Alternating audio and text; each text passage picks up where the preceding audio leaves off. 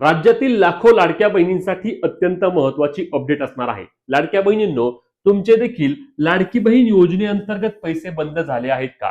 मागील काही महिन्यांपासून तुमचे पैसे बंद झाले असतील तर तुमच्यासाठी शेवटची संधी असणार आहे आणि यासाठी तुम्हाला काही डॉक्युमेंट्स अर्थातच कागदपत्रे जमा करावी लागणार आहेत। आता ही डॉक्युमेंट तुम्ही कुठे जमा करायची, कोणाकडे द्यायची, कोणत्या महिलांनी हे काम करायचे, असे विविध प्रश्न तुमच्या मनात असतील तर त्या सर्व प्रश्नांची उत्तरे आपण आजच्या व्हिडिओच्या माध्यमातून घेणार आहोत। सर्वात महत्त्वाची बाब म्हणजे ई केवायसी झालेल्या किंवा ई केवायसी चुकलेल्या किंवा ई केवायसी ज्यांची अजून प्रलंबित आहे अशा सर्व महिलांसाठी हे एक अत्यंत महत्त्वाचे अपडेट असणार आहे, कारण यामधून तुमचे योजनेचे पैसे चालू कसे होणार आहेत याबाबतची सविस्तर माहिती आपण घेणार आहोत। लाडक्या बहिणींनो, आपल्याला माहिती आहे की तुमच्यासाठी ही एक शेवटची संधी असणार आहे, कारण राज्यातील लाखो लाडक्या बहिणींचा लाभ प्रलंबित असताना सरकारकडून ही एक अपडेट देण्यात आला आहे आणि त्या अपडेटवर आता काम देखील सुरू झालं आहे।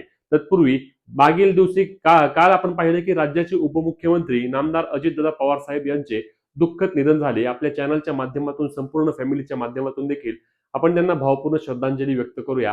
खरं तर असा माणूस परत कधीच होणे नाही, परंतु आता त्यामध्ये लाडकी बहीण योजनेतील एक महत्त्वाचा मुद्दा असणार आहे। तो मुद्दा तुम्हाला सांगायचा या हेतूने आपण आजच्या व्हिडिओमध्ये आहोत। तर यातील महत्त्वाची माहिती आपण लगेच घेऊया। तर लाडक्या बहिणींनो, सर्वात महत्त्वाची अपडेट म्हणजे लक्षात घ्या, अंगणवाडी सेविकांकडे आता याद्या आलेल्या आहेत। कसल्या याद्या आलेल्या आहेत? तर लाडकी बहीण योजनेमध्ये ज्या महिलांचे पैसे बंद झाले आहेत, ज्या महिलांची ई केवायसी चुकली आहे, अशा महिलांच्या याद्या लाडकी बहीण योजनेअंतर्गत कुणाकडे आल्यात? तर त्या आल्या आहेत अंगणवाडी सेविकांकडे।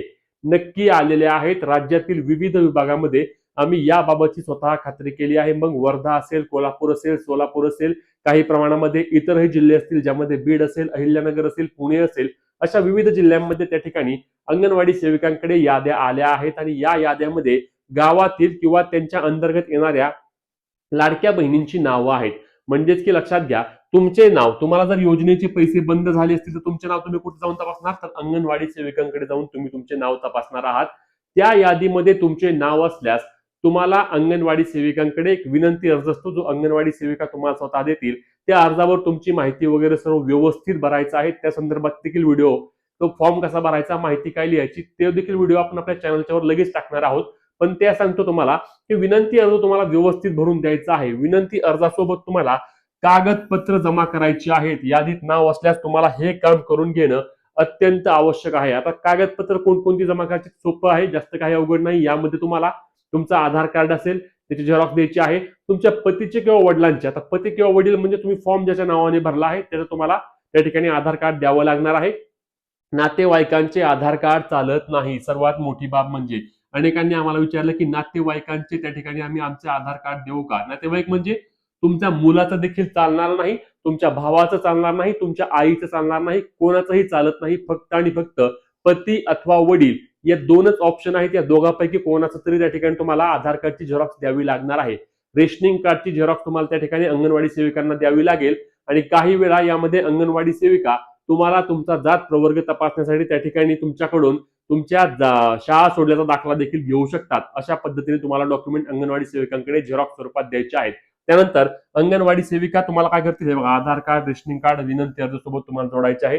अंगणवाडी सेविका खात्री करतील की लाडक्या बहीण खरंच योजनेसाठी पात्र आहे का, तिच्या कुटुंबामध्ये लाभ घेणाऱ्या व्यक्ती किती आहेत, तिच्या कुटुंबामध्ये वार्षिक उत्पन्न 2.5 लाखांपेक्षा जास्त आहे का, किंवा लाडकी बहीणच्या कुटुंबामध्ये 4 चाकी वाहन आहे का, किंवा ITR कोण भरतं का, अशा सर्व बाबी अंगणवाडी सेविका तपासतील की खरंच लाडकी बहीण योजनेचा लाभ घेण्यासाठी संदर्भातील महिला पात्र आहे का। आणि एकदा अंगणवाडी सेविकांकडून तुम्हाला डन मिळालं किंवा तुमची ई केवायसी झाली की तुमचे योजनेचे पैसे परत चालू होणार आहेत। ही एक प्रक्रिया आहे। याच्या व्यतिरिक्त ऑनलाईन पद्धतीने परत ई केवायसी होणार नाही। आता ज्यांचे पैसे थांबले आहेत त्यांनी लवकरात लवकर तुमच्या जवळील अंगणवाडी सेविकांची भेट द्या। अंगणवाडी सेविका जर तुम्हाला आताही म्हणाल्या की आमच्याकडे अशी कोणतीही माहिती नाही, पंचायत समितीमध्ये जा, महिला व बाल विकास विभागाच्या प्रकल्प अधिकारी यांची भेट घ्या। कोणाची भेट घ्यायची आहे? तर बघा, लक्षात घ्या, जर अंगणवाडी सेविका तुम्हाला अजूनही म्हणल्या की आमच्याकडे काहीच माहिती नाहीये किंवा आम्ही हे काम करणारच नाही, तर पंचायत समितीमध्ये जायचं आहे आणि पंचायत समितीमध्ये जाऊन महिला व बाल विकास विभागाच्या प्रकल्प अधिकारी यांची तुम्हाला भेट घ्यावी लागेल। हे तुम्हाला करावे लागेल। त्यांच्याकडे गेल्यानंतर हा विनंती अर्ज तुम्हाला भरून द्यायचा आहे। विनंती अर्ज भरून दिल्यानंतर तुमची त्या ठिकाणी ई केवायसी प्रक्रिया पूर्ण करून घेतली जाईल आणि योजनेचे तुमचे पैसे चालू होतील. ही एक शेवटची संधी असणार आहे. अन्यथा लाडकी बहीण योजनेमधील तुमचा थांबलेला लाभ परत चालू होणार नाही. म्हणूनच राज्यातील सर्व लाडक्या बहिणींनो, ज्यांचे ज्यांचे पैसे थांबलेत, 40 असू द्या, 50 असू द्या, 60, 70, 80 जेवढ्या लाख महिला आहेत ज्यांचे पैसे थांबले आहेत, ज्या पात्र आहेत त्यांनीच जायचा. ज्यांना माहिती आहे की खरंच आपल्या घरात 4 चाकी वाहन आहे, आपल्या घरामध्ये 2 महिला आधीच लाभ घेत आहेत, किंवा आपल्या कुटुंबाचं वार्षिक उत्पन्न 2.5 लाखांपेक्षा जास्त आहे, ITR भरतंय किंवा सरकारी नोकरी आहे, तर तुम्ही त्या ठिकाणी अंगणवाडी सेविकांकडे जाऊ नका. कारण तुम्ही गेलात तरी देखील अंगणवाडी सेविका तुमची ई-KYC प्रक्रिया पूर्ण करून घेणार नाहीत आणि त्यामुळे तुमचे योजनेचे पैसे ते थांबलेत ते असेच राहतील. पण ज्या पात्र आहेत, ज्यांना खरं गरज आहे, त्यांनी लवकरात लवकर अंगणवाडी सेविकांची भेट घेणे गरजेचं आहे. तुमच्या भागामध्ये अंगणवाडी सेविका तुमची कागदपत्र स्वीकारत आहेत का? नक्की कमेंट करून सांगा. महत्त्वाची व्हिडिओ असणार आहे. जास्तीत जास्त लाडक्या बहिणींपर्यंत शेअर करायला आणि अशाच कामाच्या माहिती आणि हक्काच्या अपडेटसाठी आपल्या पेजला फॉलो, चॅनलला सबस्क्राईब करायला विसरू नका. भेटूया पुढच्या व्हिडिओत. तोपर्यंत जय महाराष्ट्र.